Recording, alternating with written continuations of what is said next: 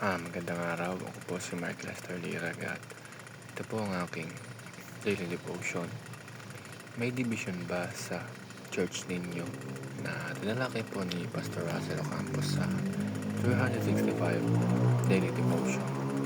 Ang Bible verse po ngayong araw ay galing sa John chapter 17 verse 20 to 23. Sabi po ay, "My prayer is not for them alone.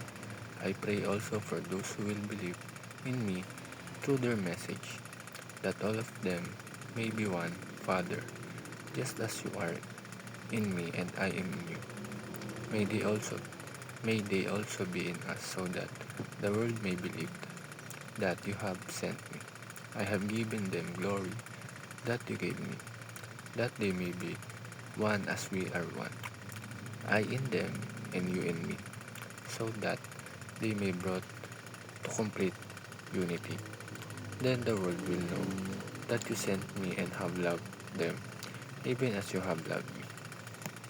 Um, sa Makikita natin sa Bible verse na ito na ang panalangin ni Jesus ay para sa pagkakaisa ng kanyang mga tagasunod.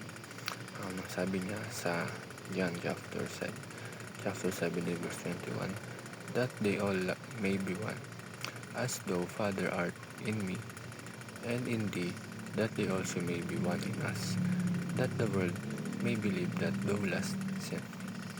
Kung titignan natin ang kasaysayan ng simbahan ay makikita natin na noong um, 1054 AD nagkaroon ng malaking pag-iwalay sa pagitan ng Eastern Church at Western Church.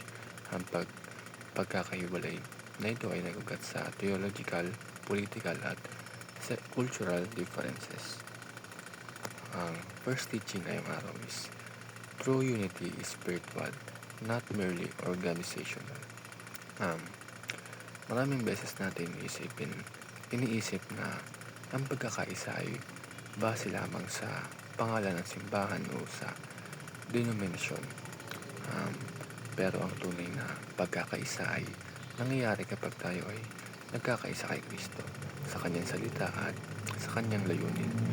Hindi ito tungkol sa labels kundi sa ating relasyon sa Panginoon. Second teaching is, showing disunity in the church is opposing Christ. Ang mga alagad mismo ay minsan nagkakaroon ng hindi pagkakaintindihan.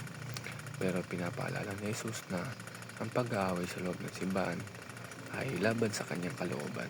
Kapag tayo ay nagiging instrumento ng alitan, hindi natin tinutulungan ng katawan ni Kristo, kundi tayo mismo ang nagiging hadlang sa gawain ng Diyos.